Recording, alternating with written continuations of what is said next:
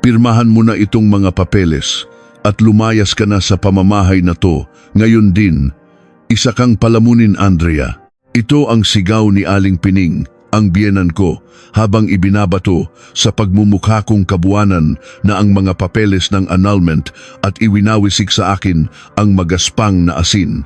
Sa tabi niya, nakatayo ang asawa kong si Marco, habang yakap-yakap ang baywang ng kerida niyang si Jasmine at mapanghamak ng ngumingisi. Buntis si Jasmine sa tunay na tagapagmana ko. Hindi namin kailangan yang nasa sinapupunan mo, kaya pirmahan mo na rin yang kasulatan ng pagtalikod sa karapatan sa anak at mag-impake ka na.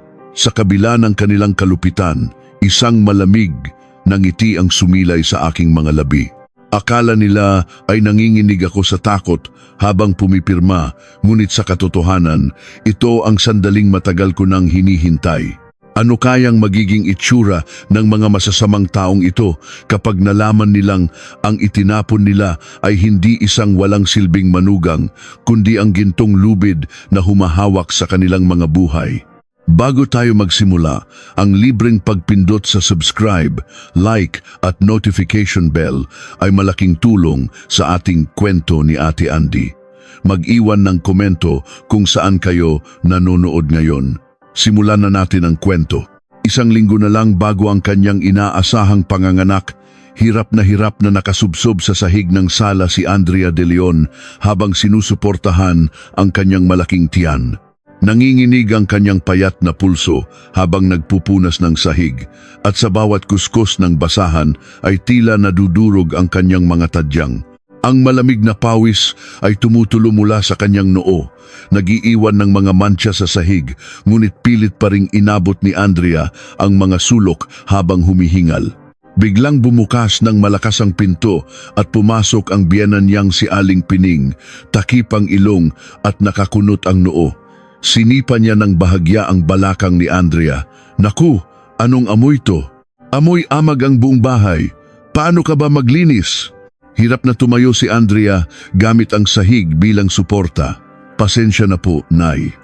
Mabigat po kasi ang katawan ko, kaya nahihirapan akong abutin ang bawat sulok. Napaismid si Aling Pining at tiningnan si Andrea mula ulo hanggang paa. Dahilan ka ng dahilan. Yung iba nga, nanganganak na lang sa gitna ng bukid. Kung umasta ka, akala mo ikaw lang ang nabubuntis sa mundo. Ang laki-laki mong babae pero wala kang silbi. Noon din, isang masayang tunog ng digital lock ang narinig at pumasok ang asawa niyang si Marco kasama ang isang babaeng magara ang pananamit. Ang babaeng nakakapit sa braso ni Marco ay ang kerida nitong si Jasmine. Kumpara kay Andrea, napakagara ng damit ni Jasmine, makapalang makeup at may bitbit na mamahaling bag. Pagkakita ni Aling Pining kay Jasmine, abot tenga ang ngiti nito at tumakbo papalapit. Aba, nandito na pala ang suwerte ng pamilya. Ibang-iba ka talaga. Hindi tulad ng manugang kong mukhang pagod at amoy lupa, sabi ni Aling Pining habang sinusulyapan ng masama si Andrea. Hello po, tita. Naku, laging kinukwento ni Marco kung gaano kasarap ang luto nyo. Gusto ko po talaga kayong makilala, pa-cute na sabi ni Jasmine habang yumayakap kay Aling Pining. Tulala lang na pinanood ni Andrea ang eksena. Hindi man lang siya pinansin ng asawa niyang si Marco. Kinuha ni Marco ang isang brown envelope mula sa kanyang bulsa at ibinato ito sa paanan ni Andrea. Hoy, Andrea, kung may mata ka, alam mo na siguro kung anong nangyayari. Si Jasmine na ang bagong reyna ng bahay na to. Nanginginig na pinulot ni Andrea ang envelope. Sa loob nito ay mga papeles para sa annulment at isang kasulatan para sa pagtalikod sa karapatan niya sa anak. Magaspang na hinubad ni Marco ang kanyang kurbata at pabagsak na umupo sa sofa. Pagod na ako sa isang babaeng tamad at mataba na tulad mo. Nasa sinapupunan ni Jasmine ang tunay kong tagapagmana. Hindi ko kailangan yang anak mo na hindi ko pa sigurado kung sa akin. Pirmahan mo yan at lumayas ka na. Nanginig ang mga mata ni Andrea at nanikip ang kanyang dibdib.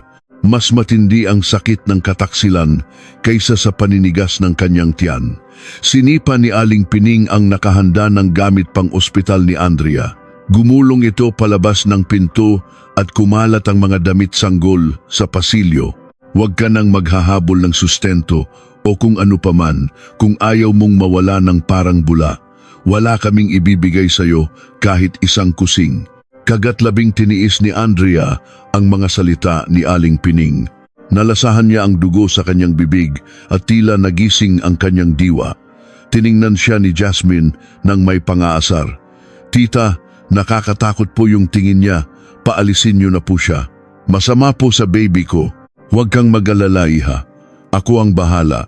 Hoy Andrea, ano pang ginagawa mo dyan? Lumayas ka na bago ka pa magdala ng malas. Nagkunwaring nagwisik ng asin si Aling Pining. Nanginginig ang mga kamay ni Andrea habang tinitingnan ang mga dokumento. Walang luhang tumulo. Sa halip, isang malamig na galit ang nagsimulang umakyat mula sa kaibuturan ng kanyang puso. Kinuha niya ang ballpen sa mesa. Walang pag-aalinlangan, buong diin niyang pinirmahan ang bawat pahina. Ang itim na tinta ay sumisimbolo sa kanyang matatag na desisyon. Ibinato niya ang mga pirmadong papel sa mukha ni Marco. Sige, kung yan ang gusto nyo, pero tandaan nyo to. Simula ngayon, patay na ang ama ng anak ko. Huwag kayong babalik at magsisisi balang araw. Hahaha, talaga namang matapang ka, sabi ni Marco habang pinupulot ang mga papel. Huwag kang mag-alala. Kahit kailan, hinding-hindi ko nagugustuhing makita ang pagmumukha mo at ng anak mo. Hindi na lumingon si Andrea at naglakad palabas. Hirap niyang pinulot ang mga gamit niyang nakakalat. Habang papalabas siya, iwinisik ni Aling Pining ang isang dakot na asin sa likod niya. Umalis ka! Nang malas ka! Huwag ka nang babalik dito. Paglabas ng apartment, nawalan ng balanse si Andrea at napahandusay. Ang pinipigilan niyang pananakit ng tiyan ay sabay-sabay na sumalakay. Nagdilim ang kanyang paningin. Sa isang madilim na eskinita, isang itim na luxury van ang huminto. Bumukas ang pinto at mabilis siyang inalalayan ng mga lalaking nakasuit. Ma'am Andrea, ayos lang po ba kayo? Pasensya na po at na-late kami, tanong ng head security na si Leo Castillo habang inaalalayan siya sa loob. Sumandal si Andrea sa malambot na upuan at kinuha ang kanyang telepono. Kahit nanginginig ang kanyang mga daliri, matalim ang kanyang tingin. Leo, tawagan mo ang legal team. Ipanotaryo nyo agad ang mga papeles na pinirmahan ko. At ipakat nyo na ang lahat ng supplementary cards na hawak nila. Ngayon din, masusunod po ma'am. Nakahanda na po ang VIP maternity suite sa St. Luke's. Konting tiis na lang po, sabi ni Leo habang tinitingnan siya sa rearview mirror. Habang papalayo ang sasakyan, tiningnan ni Andrea ang luma nilang apartment. Para sa kanya, iyon na ang impyerno. Samantala, sa loob ng apartment, tila may piyesta ang pamilya Sandoval. Umorder si Aling Pining ng sandamakmak na pagkain gamit ang isang app, lechon manok, crispy pata, pansit at pizza. Kumuha siya ng alak sa ref. Naku, salamat sa iyo Jasmine. Gumaan ang pakiramdam ko. Kailangan nating mag-celebrate. Masayang kumakanta-kanta si Marco habang inaabot ang card sa GrabFood rider. Eto bayad sir. Straight yan. Inilagay ng rider ang card sa terminal. Beep. Stolen or lost card. Transaction declined. Biglang nawala ang ngiti sa mukha ni Marco. Anong sabi mo? Baka naman sira yung makina mo. Kakagamit ko lang yan kanina. Galing sa bangko yung mensahe sir. Naka-report daw na nawawala. Yang card nyo, sabi ng rider. Ano ba yan? Nakakahiya, sabi ni Aling Pining. Sigurado tinangay ng bruhang, yon ang pera at ganti niya yan. Naku ang pera ko, naiinis na si Jasmine. Marco, ano ba to? Akala ko ba successful businessman ka? Isang food delivery hindi mo mabayaran. Namula sa hiya si Marco. Ang totoo, ang card na gamit niya ay supplementary card lang na bigay ni Andrea. Hindi niya alam na ipinakat na ito. Buisit, ang babaeng yon, ninakaw niya ang pera ko. Humanda siya sa akin. Ngunit si Andrea ay nasa lugar na hindi na nila maaabot. Dinala siya sa isang pribado at marangyang ospital, malayo sa ingay at dumi ng dati niyang buhay habang tinitiis ang huling sakit para sa isang bagong simula. 3 araw pa lang ang nakalipas mula nang umalis si Andrea, pero ang maliit na opisina ni Marco ay tila binagyo. Sumisigaw ang mga may-ari ng supplier, sinisipa ang mga mesa at kinukwelyuhan si Marco. Hoy, Sandoval! 3 buwan mo nang pinapangako ang bayad. Kung hindi ka magbabayad ngayon, wawasakin ko tong opisina mo. Sir, kalma lang po. Hindi naman po sa hindi ako magbabayad. Medyo gipit lang po talaga ngayon. Pagmamakaawa ni Marco. Gipit! Huwag mo kaming lokohin. Alam naming lahat na si Mrs. Andrea ang laging sumasalo sa'yo. Tawagan mo siya at papuntahin mo dito kasama ang pera. Noon lang napagtanto ni Marco ang katotohanan. Ang kumpanya niya ay tumatakbo hindi dahil sa galing niya, kundi dahil sa perang galing sa pamilya ni Andrea. Miss Kim, wala na bang pera sa account ng kumpanya? Sigaw niya sa kanyang bookkeeper. Sir, sinabi ko na po sa inyo, mula po nang umalis si Ma'am Andrea, 0 balance na po ang account natin. Pati kuryente at internet, 3 buwan nang hindi bayad at puputulan na tayo mamayang hapon, sagot ng babae na naiiyak. Napaluhod si Marco sa sahig. Ngayon lang niya naintindihan na ang asawang itinaboy niya ang siyang buhay ng kanyang negosyo. Pag-uwi niya, mas malala ang kanyang naabutan.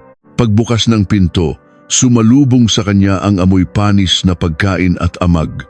Tambak sa sala ang mga lalagyan ng delivery food na pinag-iwanan ng 3 araw.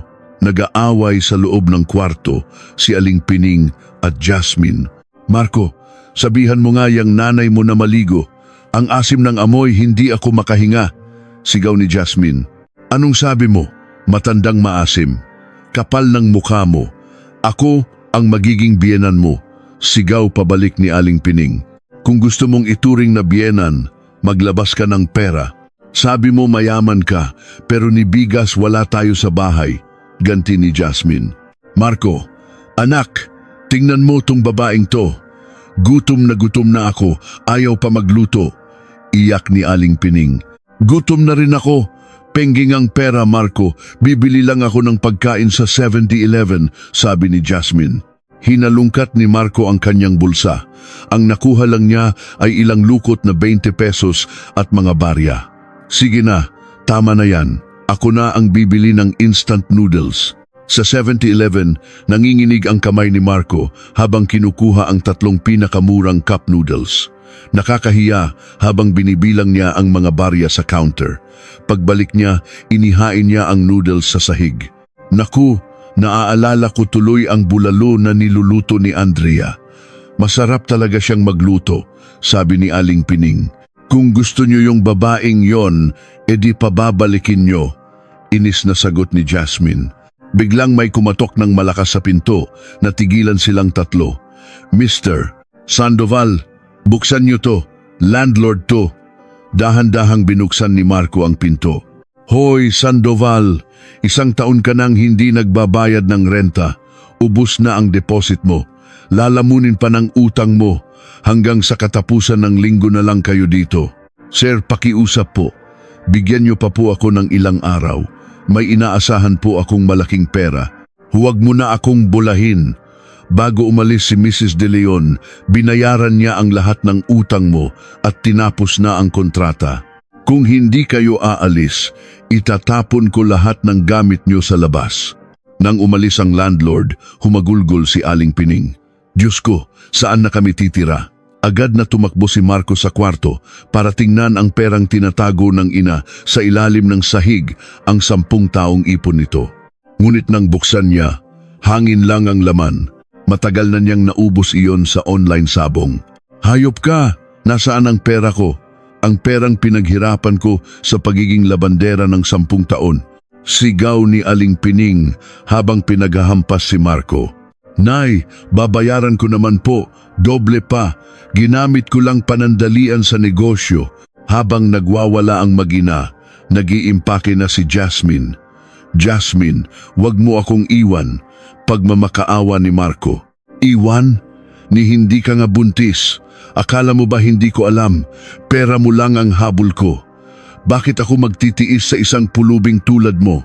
Sabi ni Jasmine, sabay tulak kay Marco. Hindi buntis? Gulat na tanong ni Marco.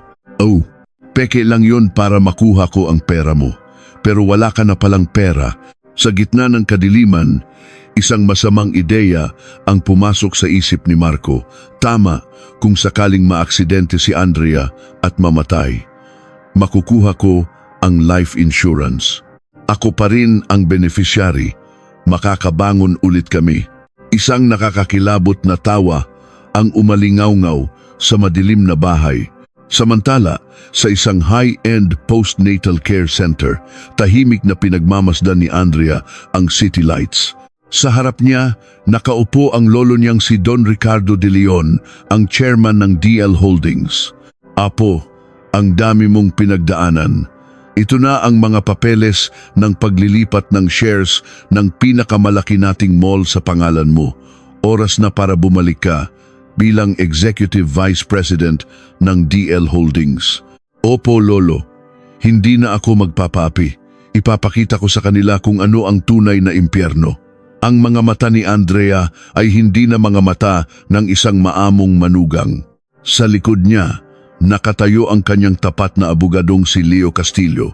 Ang kanyang perpektong paghihiganti ay nagsisimula pa lamang.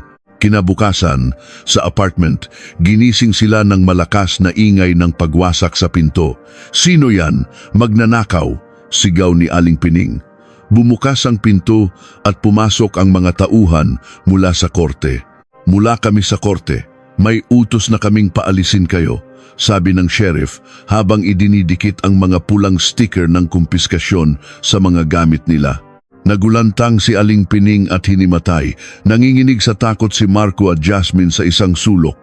Noon pumasok si Attorney Leo Castillo, bihis na bihis. Anong nangyayari dito? Pagmamakaawa ni Aling Pining kay Leo. Ito ang utos ni Miss De Leon, malamig na sabi ni Leo, sabay bato ng eviction notice. Ipinakita niya ang isang tablet. Panoorin niyo para malaman niyo kung sino ang taong itinapon ninyo. Sa screen, lumabas ang isang news report. Nagbabalik sa pamunuan ng DL Holdings, ang isa sa pinakamalaking korporasyon sa bansa, ang nag-iisang tagapagmanang si Miss Andrea de Leon matapos ang 3 taong pamamahinga. Nasa screen si Andrea, napakaganda sa kanyang corporate attire habang kinukunan ng mga kamera. Ano? Si Andrea? Isang de Leon? Hindi makapaniwalang bulong ni Marco. Ang babaeng 3 taon niyang minaliit ay apo pala ng isa sa pinakamayayamang tao sa Pilipinas. At ito pa, sabi ni Leo, may restraining order na kayo. Bawal kayong lumapit kay Miss De Leon at sa kanyang anak. Kapag ginawa niyo, kulong ang bagsak niyo. Pagkaalis ni Leo, itinulak ni Aling Pining si Marco. Ano pang ginagawa mo? Hanapin mo ang asawa mo. Humingi ka ng tawad. Hindi naman siguro tayo matitiis ng isang apo ng De Leon. Hinampas naman ni Jasmine si Marco sa mukha. Sinungaling ka. Akala ko mayaman ka.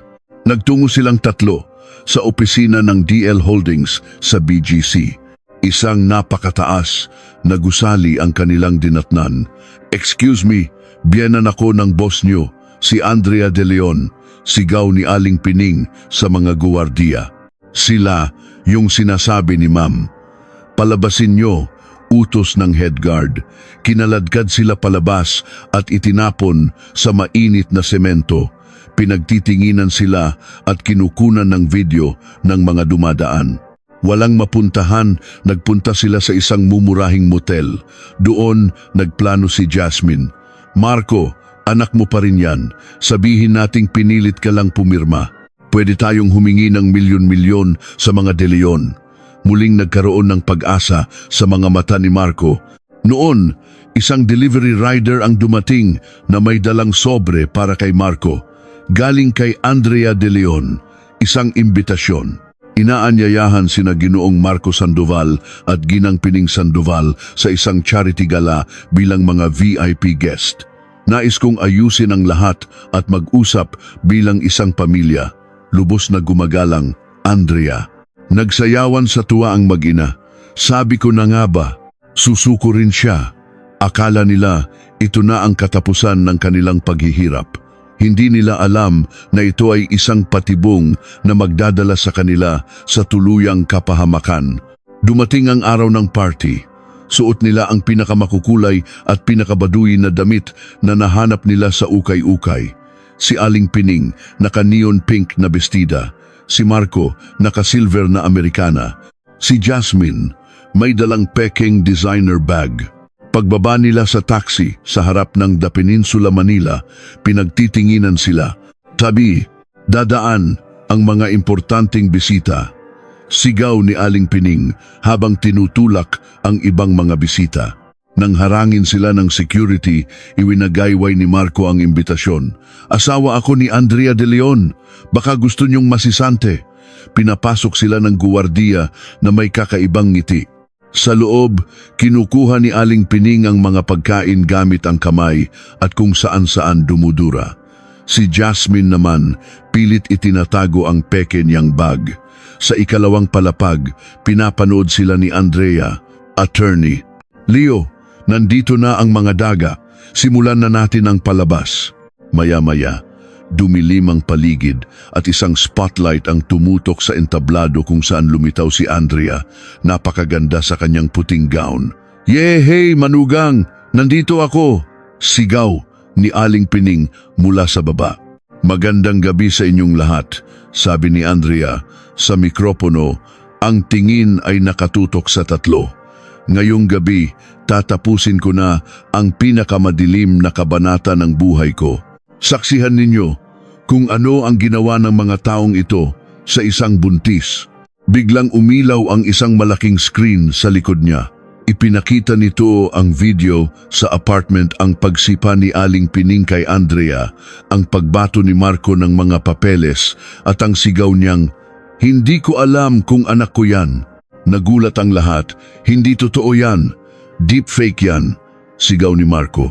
Sumunod na ipinakita ni Andrea ang text messages ni na Marco at Jasmine. Ang plano nilang ipatapon si Aling Pining sa isang home for the aged para makuha ang pera nito. Doon na nagwala si Aling Pining. "Ahas ka. Plano mo akong itapon," sinabunutan niya si Jasmine. "Hindi ako. Si Marco ang may plano niyan." Sabi niya, "Mabaho ka raw." Gumanti si Jasmine. Nagsabunutan at naghampasan sila sa gitna ng party. Nasuntok pa ni Marco sa ilong si Aling Pining. Kinukunan sila ng video ng lahat ng bisita. "Ilabas niyo na ang mga basura," utos ni Andrea. Kinaladkad ng mga guwardiya ang tatlo, hindi sa labas, kundi sa tapunan ng basura sa likod ng hotel. Doon sila iniwan sa gitna ng mga nabubulok na pagkain at mabahong tubig. Bumalik si Andrea sa party. Karga-karga ang kanyang anak na si Angelo. "Ipagpatuloy natin ang selebrasyon. Ito rin po ang binyag ng aking anak." Nagpalakpakan ang lahat. "Ang galing nyo, ma'am," bulong ni Attorney Leo. "Hindi pa tayo tapos, Leo. Sisiguraduhin kong sila mismo ang lalakad patungo sa pinakailalim ng impyerno." Lumipas ang isang linggo at naging viral ang nangyari sa party. Sa opisina ni Andrea, sunod-sunod ang pagtaas ng stocks ng DL Holdings. "Magaling ang pamamalakad niyo, ma'am," sabi ni Leo. "Kumusta na pala ang mga daga?" "Nasa isang lumang motel, palaboy-laboy. Kumakain sila sa feeding program na pinopondohan ninyo. Hindi nila alam na galing sa inyo ang kinakain nila." Sa motel, nag-away-away pa rin ang tatlo. Ngunit may bagong plano si Jasmine. Nag-post siya online ng mga peking kwento, ang dalawang mukha ng isang heredera na may mga edited na litrato. Sunod, si Aling Pining naglagay ng benda sa paa at neck brace at nagprotesta sa harap ng DL Holdings. "Tinulak ako ng manugang kong milyonarya," umiiyak niyang sabi sa mga reporter. Naging viral ito. Si Marco naman, kinausap ang isang vlogger. Umiiyak siya sa kamera. "Gusto ko lang pong makita ang anak ko. Pero pinagkakaitan ako dahil mahirap lang ako." Muling nagbago ang ihip ng hangin. Nagtrending ang Boycott DL Holdings. Bumagsak ang stocks ng kumpanya. Sa loob ng board meeting, pinagalitan si Andrea. Ayusin mo tong gulo mo, Andrea. Nalulugi ang kumpanya. Lalo pang lumala nang padalhan ni Jasmine si Andrea ng mga litrato ng anak niyang si Angelo na sinusundan ng isang lalaki. Magbigay ka ng 100 million o ilalabas ko to sa media. Isipin mo ang kaligtasan ng anak mo. Doon na napuno si Andrea. Leo, tawagan mo ang producer ng The Truth Files. Ako mismo ang haharap sa kanila sa live TV. Ipapakita ko sa buong Pilipinas kung gaano sila kasinungaling. Nakatanggap ng tawag si Marco mula sa isang TV station. Gusto po naming ibahagi ang kwento nyo. Tutulungan namin kayong makuha ang hustisya. Nanalo na tayo, sigaw ni Marco. Naghanda sila para sa kanilang performance. Si Marco, hindi nag-ahit. Si Aling Pining, sa wheelchair. Si Jasmine, may dalang manika na binalot sa kumot. Dumating ang araw ng live broadcast. Mr. Sandoval, ano po ang nararamdaman nyo? Tanong ng host. Nagsimulang umiyak si Marco, ngunit biglang bumukas ang pinto ng studio at pumasok si Andrea. Natigilan silang lahat. Bakit siya nandito? Para tapusin ang drama ninyo, malamig na sabi ni Andrea. Sa hudyat niya, ipinakita sa malaking screen ang audio recording ng sinabi ni Marco. Paano ko malalaman kung akin yan? Baka kung kaninong anak yan, ipalaglag mo yan. Sumunod, ang CCTV footage ni Aling Pining na naglalakad ng maayos, kumakain ng lechon at naninigarilyo sa isang eskinita habang nagpapanggap na lumpo. At ang huli, ang medical records ni Jasmine. Miss Reyes, paano mo maipapaliwanag itong medical record na nagsasabing baog ka at hindi ka maaaring magkaanak? At itong mga bank statement na nagpapatunay na nangikil ka ng 5 milyong piso sa mga online donation gamit ang litrato ng ibang bata at itinalo mo lang lahat sa online casino. Doon na sumabog ang lahat. Kasalanan mo to, Marco, sigaw ni Jasmine sabay kalmot sa mukha ni Marco. Gago ka, gumanti si Marco. Bumangon mula sa wheelchair si Aling Pining at sinabunutan si Jasmine. Ibalik mo ang pera ko. Nagkagulo ang studio. Live itong napanood ng buong bansa. Biglang pumasok ang mga pulis. Marco Sandoval, Pining Sandoval, Jasmine Reyes. Arestado kayo sa kasong estafa, perjury at cyber libel. Pinusasan sila. Lumuhod si Marco sa harap ni Andrea. Andrea, patawarin mo ako. Tulungan mo ako. Mabulok ka sa kulungan, sabi ni Andrea. Habang kinakaladkad sila palabas, patuloy na sumisigaw si Aling Pining ng mga sumpa. Humarap si Andrea sa kamera. Ang kasinungalingan, gaano man kabilis tumakbo, ay laging nahuhuli ng katotohanan. Maraming salamat sa inyong lahat. Makalipas ang 1 taon, sa loob ng kulungan kinukutya at binubugbog si Marco ng mga kapwa preso. Yung mga katulad mong nananakit ng babae, hindi dapat kumakain, sabi ng leader ng selda habang tinatapon ang kanyang pagkain. Sa kulungan ng mga babae, si Aling Pining ang naging tagalaban ng lahat. Hoy, tanda! Bilisan mo yan kung ayaw mong magutom, sigaw sa kanya. Naalala niya kung paano niya pinahirapan si Andrea sa paglalaba. Si Jasmine, na unang nakalaya, ay palaboy-laboy sa kalye, namumulot ng basura. Nakikita niya sa TV si Andrea, mas lalong gumaganda at umuunlad. Dapat akin yan. Bulong niya sa sarili.